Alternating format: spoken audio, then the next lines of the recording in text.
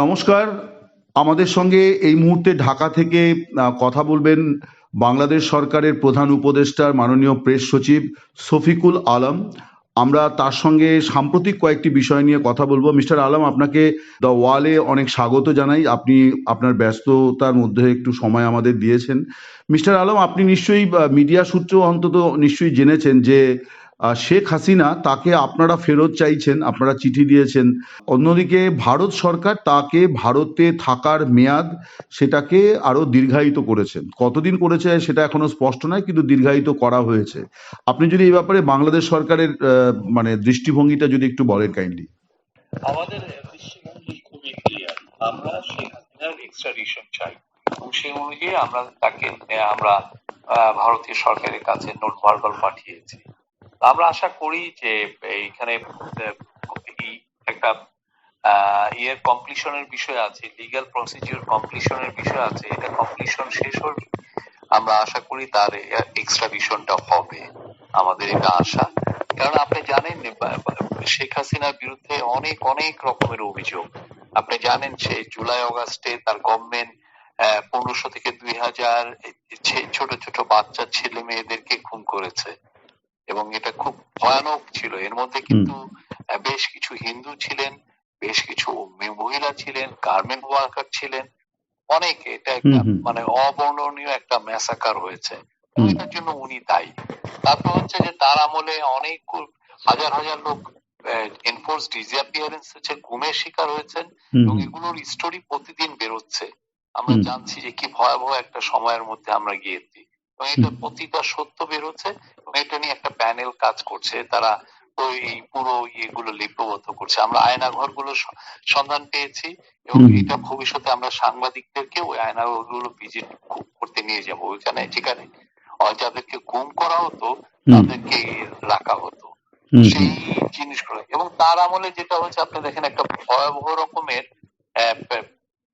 Corruption হয়েছে, যেটার আপনারা দেখেছেন একটা হোয়াইট শ্বেতপত্র বা হোয়াইট পেপার প্রিপেয়ার করেছেন ডক্টর দেবপ্রিয় ভট্টাচার্যের নেতৃত্বে একটা দল এবং এরা সবাই এক্সপার্ট, তারা বড় ইকোনমিস্ট, বড় এক্সপার্ট, তার স্ব জায়গার এক্সপার্ট। এবং তারা দেখিয়েছেন যে প্রতি বছর অন এন এভারেজ $16 বিলিয়ন বাংলাদেশের থেকে সাইফন অফ হয়েছে।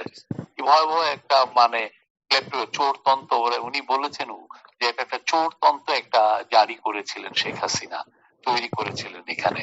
তো এগুলোর জন্য তো তার বিচার হবে। তো সবগুলো বিচারের জন্য আমরা তাকে বাংলাদেশে তাকে নিয়ে আসা, এক্সট্রাডিশন করে তার বিচার করার জন্য আমরা প্রস্তুত আছি এবং এটা হবে। একটা বিষয় আমাদের এখানে যেটা মিডিয়াতে আসছে ভারত সরকারের বক্তব্য হিসেবে, কিছু আন্তর্জাতিক মিডিয়াতেও এসছে যে শেখ হাসিনা যখন দেশ ছেড়েছিলেন তখন তার বিরুদ্ধে কোনো অভিযোগ ছিল না, দুর্নীতির অভিযোগগুলো পরবর্তী সময়ে করা হয়েছে। ফলে ভারত সরকার তার ক্ষেত্রে যে অভিযোগগুলির জন্য এখন তাকে ফেরত চাওয়া হচ্ছে সেটা সেইভাবে তারা কনসিডারেশনের মধ্যে আনতে চাইছেন না। আপনাদের কি মনে হচ্ছে যে ভারত সরকার বাংলাদেশের যে অভ্যন্তরীণ প্রবলেমটা, যেটাকে আপনারা এটা একটা বলবো যে এটা ভুল তথ্য দেওয়া হয়েছে। তার বিরুদ্ধে প্রথম থেকে অভিযোগ ছিল, আপনাদের জানা আছে কিনা যে 2021 সালের 10ই December America, United States of America rapid action ব্যাটালিয়নকে অ্যাটাক দিয়েছিল। এটা কি কারণ হচ্ছে, আপনি যদি এটা ওই স্টেটমেন্ট ওদের যে স্টেটমেন্ট দেখেন, ওই সময়ের হিসাবে 660 জন লোকের গুম হয়েছে। ঠিক জুডিশিয়াল কথা ঠিক।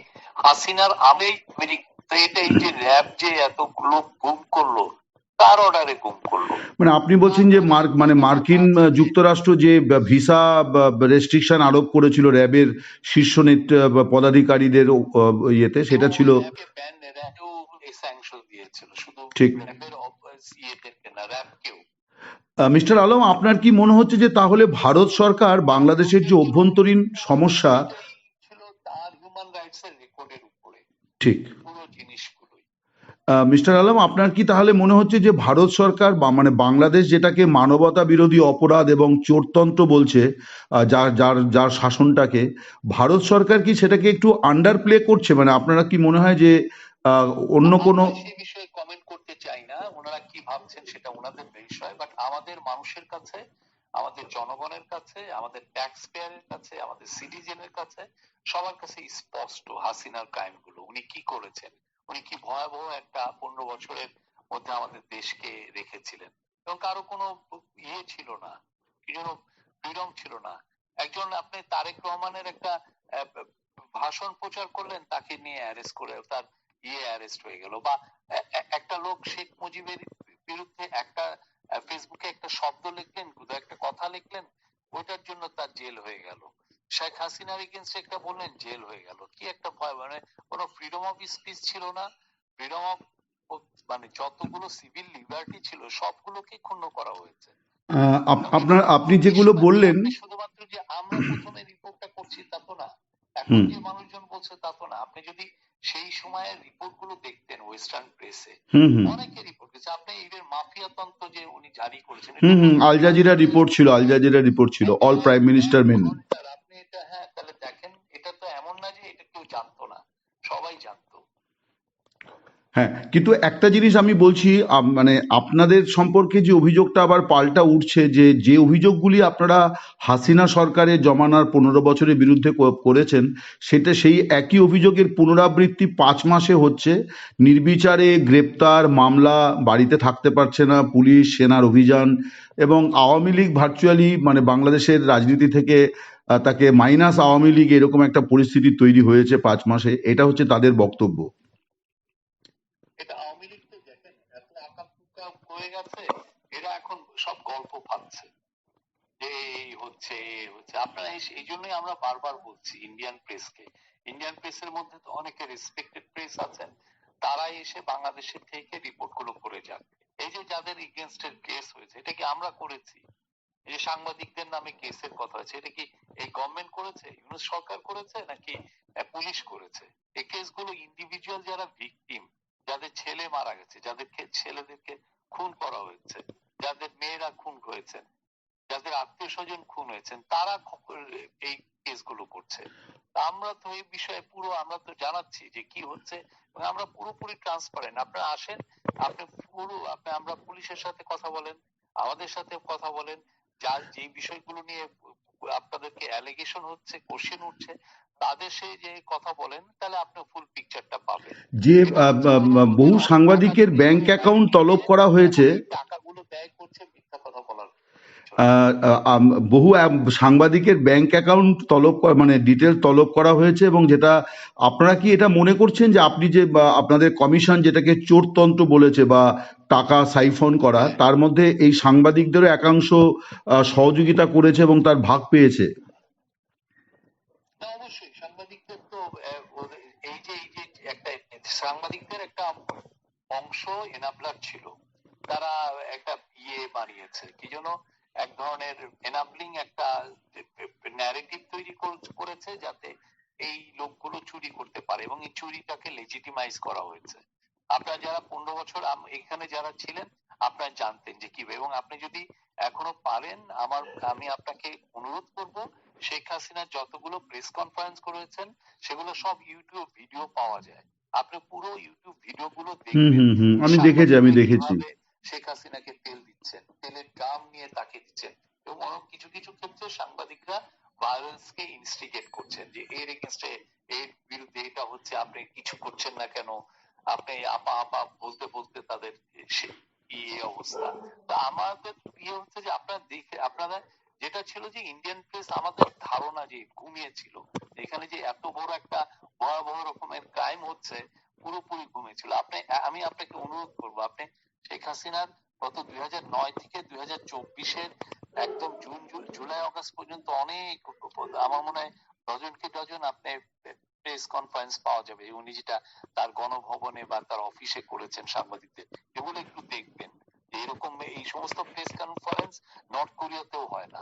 নর্থ কোরিয়া তো একদমই মানে ভয়াবহ রকমের একটা ডিক্টেটরশিপ, সেখানে আপনার এত সর্বশেষ ধরনের ফেসবুক পোস্টে আপনি লেখাটা শেষ করেছেন এইভাবে, যে শেখ হাসিনাকে বাংলাদেশের মানুষ 5 আগস্ট দেশ থেকে তাড়িয়ে দিয়েছে, এখন আওয়ামী লীগের কর্মী সমর্থকদের কাজ হবে। আপনার ফেসবুক পোস্ট যেটা গত রবিবার দিন যেটা আপনি দিয়েছেন তাতে শেষ করেছেন এইভাবে যে 5 আগস্ট শেখ হাসিনাকে দেশবাসী তাড়িয়ে দিয়েছে, এখন আওয়ামী লীগের নেতা কর্মীদের উচিত হবে তাকে ত্যাগ করা। মানে আপনি কি মানে এরকম কোনো একটা কল দিচ্ছেন যে আওয়ামী লীগ মাইনাস হাসিনা, সেটার একটা এই ধরনের কোনো বিষয় আপনি বলতে চেয়েছেন? না, এটা তো কে কাকে লিডার মানবে সেটা তার পার্সোনাল ফ্রিডমের বিষয়। কিন্তু কথা হচ্ছে যে আপনি যদি একটা চোরকে আপনার লিডার মানেন সেটা কেমন, একটা খুনিকে কি আপনি লিডার মানবেন? সেটা হচ্ছে আপনার বিষয়, এটা আমি আপনার ফ্রিডম, আপনার ইচ্ছার উপরে। বাট এটা হচ্ছে যে আপনি একটা খুনিকে যদি আপনি লিডার মানেন তাহলে আপনাকে কতটা সিরিয়াসলি মানুষ নেবে, সেই পোস্টে আমি এই কথাগুলো লিখেছি। ঠিক ঠিক। মিস্টার আলম, আপনাকে আরেকটা ছোট্ট বিষয় জিজ্ঞাসা করছি, ছোট নয় বড় বিষয়। বাংলাদেশের এই মুহূর্তে খুব একটা বড় বিতর্ক চলছে যে মানে ডিম আগে না মুরগি আগে, অর্থাৎ সংস্কার আগে না নির্বাচন আগে। আজকে থেকে আবার দেখলাম যে স্থানীয় সরকার নির্বাচন আগে নাকি জাতীয় সংসদ নির্বাচন আগে। তো সরকারের অবস্থানটা, আপনি দুটো ডেট বলেছেন যে আহ, মানে যদি সরকারের অবস্থানটা প্রফেসর ইউনূস, আমাদের চিফ অ্যাডভাইজার, তার জাতির উদ্দেশ্যে ভাষণে গত মাসেই পুরোপুরি ভাবে এটা জানিয়েছেন। উনি জানিয়েছেন কি, উনি বলেছেন যে দেখা, যদি পলিটিক্যাল পার্টিগুলো রিফর্ম, মিনিমাম রিফর্ম চায় যে না আমরা অত বেশি রিফর্ম করব না, বাকিটা পলিটিক্যাল গভর্নমেন্ট এসে করবে, তাহলে সেক্ষেত্রে এই বছরের ডিসেম্বরের মধ্যে ইলেকশনটা করা যাবে। আর যদি পলিটিক্যাল পার্টিগুলো মনে করে যে না এই ইন্টারিম গভর্নমেন্ট আমাদের জন্য একটা অপরচুনিটি নিয়ে এসছে অনেক গভীর কিছু রিফর্ম করার, ডিপি রিফর্ম করার, তাহলে সেক্ষেত্রে এই আরো 6 মাস আমরা নিতে পারি, তাদের অবশ্যই এটা তাদের সাথে কনসালটেশন করে। তো সেই জায়গাটা এই মানে জুনের 30 তারিখে মধ্যে ইলেকশন হবে, এই জন্য আমরা এটা বলেছি। বাট সংস্কার হবে, আমরা চাই যে বাংলাদেশে একটা বাংলাদেশের যে জুলাই অগাস্টের যে গণ অভ্যুত্থানে মানুষের যে অ্যাসপিরেশন, যে ডেমোক্রেটিক অ্যাসপিরেশন, ওইটাকে রিফ্লেক্ট করার জন্য, যেটা ওইটা বাস্তবায়ন করার জন্য যে যে রিফর্ম গুলো দরকার সেগুলো যেন রিফর্ম গুলো হয়, যাতে বাংলাদেশে শেখ হাসিনা যেরকম পুরো তিনটা ভোট চুরি করেছিলেন, সেই ভোট যাতে চুরি না হয়, জনগণ যেন সত্যি ভোট দিতে পারে। তো কিন্তু তারপরেও দেখা যাচ্ছে যে বিএনপির সঙ্গে সরকারের যেন একটা ক্রমশ মানে মানে প্রথমে যে সম্পর্কটা ছিল সেটা একটা হানিমুন পিরিয়ড মনে হচ্ছিল, এখন আবার যেন একটা বিচ্ছেদের দিকে এগোচ্ছে আর কি। বিএনপি কি সরকারকে ঠিক বুঝতে পারছে না? আমি একটু লাইফে একটু বিশ্রাম ছিল, বলেন। আহ, আপনি আপনারা ঘোষণা করেছেন নির্বাচনের রোডম্যাপ, সম্ভাব্য রোডম্যাপ, কিন্তু দেখা যাচ্ছে যে বিএনপি নেতৃত্ব এটাকে খুব একটা গ্রহণ করছেন না। আমরা দেখেছিলাম যে অন্তর্বর্তী সরকার যখন হয়েছিল তখন একটা মধুচন্দ্রিমা, একটা হানিমুন পিরিয়ড চলছিল বিএনপি। এমনকি বিএনপি নেতারা এই কথাও বলেছিলেন যে এই সরকারকে সফল করতেই হবে, এই সরকার ব্যর্থ হলে তার দায় সবার কাঁধে। কিন্তু এখন দেখা যাচ্ছে যে তারা বোধহয় 1 পয়েন্ট নিয়েছে যে নির্বাচনের একেবারে মাস তারিখ এইটা ঘোষণা করতে হবে। বিএনপির সঙ্গে সরকারের এই যে বোঝাপড়ার একটা আমরা যা দৃশ্য তো দেখতে পাচ্ছি, এটা কি এবং এটার পেছনে কি অন্য কোনো কারণ আছে নাকি এটা নিছকই বিএনপির একটা রাজনৈতিক অবস্থান? আমরা মনে করছি যে বিএনপির সাথে আমরা বিএনপি কে পলিটিক্যাল পার্টিগুলোকে আমাদের অংশীজন মনে করি। আমরা তাদের সাথে আমাদের খুবই সুসম্পর্ক। এই যে জাস্ট এই গত সপ্তাহে তো বিএনপির যে সেক্রেটারি জেনারেল এসে আমাদের চিফ অ্যাডভাইজার মহোদয়ের সাথে কথা বলে গেলেন, আমাদের সাথে খুবই সুসম্পর্ক আছে এবং আমরা তাদেরকে যে রিপোর্ট দিয়েছি, আমরা মনে হয় যে তারা একসাথে একমতে আছে। আর যেটা হচ্ছে যে বিএনপি অবশ্যই তাদের পার্টি তো অনেকগুলো কথা বলতে হয় মার্কেট ইয়েতে, তাদের কনস্টিটিউয়েন্সিকে ওরা ওটা বলছেন, বাট আমাদের সাথে তাদের খুবই সুসম্পর্ক, আমাদের সাথে কন্টিনিউয়াস একটা ডায়ালগ হচ্ছে। হ্যাঁ, উই আর হ্যাপি। আরেকটি বিষয় হচ্ছে যে বাংলাদেশের রাজনীতি নিয়ে মাঝে মাঝে এই বিষয়টি চর্চায় আসে, এখন চর্চাটি খুব তুঙ্গে উঠেছে, সেটি হচ্ছে যে -2 বা -4, অর্থাৎ খালেদা জিয়া গত রাত্রিবেলা যখন লন্ডন চলে গেলেন। আমরা কোনো ধরনের কোনো মাইনাসের ইয়েতে নাই, কোনো ধরনের কোনো মাইনাসের আমরা বিশ্বাস করি না। তাহলে খালেদা জিয়া তার চিকিৎসা শেষ করে একদম একেবারে বৈধ আইনি পথে আবার দেশে ফেরত আসতে পারবেন, মানে সেদিক থেকে কোনো বাধা হবে না? উনি চিকিৎসার জন্য গিয়েছেন, হাসিনা তাকে বিদেশে যেতে দেয়নি, উনি খুবই মানে সিরিয়াস রোগে ভুগছেন, ওনার কঠিন একটা অসুখ হয়েছে, অথচ তাকে শেখ হাসিনা বিদেশে যেতে দেন। উনি বারবার প্লিডিং করেছেন, ওনার ফ্যামিলি যে বারবার জানিয়েছেন ওনাকে বিদেশে পাঠান, তো ওনারা ওনার বিদেশে পাঠাতে দেননি, বিকজ ওনার যেই অসুখটা আছে সেটার জন্য বিদেশে ট্রিটমেন্ট দরকার। তো সেই জন্য উনি এখন এই যে প্রস্তুতি নিয়ে এখন বিদেশে উনি যাচ্ছেন, উনি বিদেশে যাচ্ছেন and উনি ফিরবেন। আমাদের দৃঢ় বিশ্বাস উনি বাংলাদেশে ফিরবেন, বাংলাদেশে সুস্থ হয়ে ফিরবেন। বাংলাদেশে আপনি দেখেছেন গতকাল উনি যখন চলে গেছেন তখন হাজার হাজার লোক তার যাওয়ার সময় তাকে গ্রিটিং দিয়েছে। হ্যাঁ, গতকাল অবশ্য তিনটে জিনিস একসঙ্গে ঘটলো। খালেদা জিয়া বিদেশে গেলেন আপনাদের অনুমতি পেয়ে, শেখ হাসিনার আপনারা পাসপোর্ট বাতিল করে দিলেন, তারপরে আবার শফিকুর রহমান জামাত ইসলামীর আমির তিনি প্রধান উপদেষ্টার সঙ্গে দেখা করলেন। কিন্তু যেটা দেখা গেল না যে খালেদা জিয়ার বিদেশ যাত্রা উপলক্ষে প্রধান উপদেষ্টার কোনো শুভেচ্ছা বার্তা বা সাক্ষাৎ এটা কোনোটাই দেখা যায়নি। স্বভাবতই একটু জল্পনা তো আছেই। আমি এখন রাখবো। আচ্ছা, অনেক অনেক ধন্যবাদ মিস্টার আলম, আপনি খুব ব্যস্ত, আমি সে খবরটা রাখি, খুবই ব্যস্ত আপনি, তার মধ্যে আপনি আমাদের সময় দিয়েছেন, এই জন্য আপনাকে অনেক ধন্যবাদ ও কৃতজ্ঞতা জানাই ওয়ালের পক্ষ থেকে। আপনি ভালো থাকুন, নমস্কার। Thank you.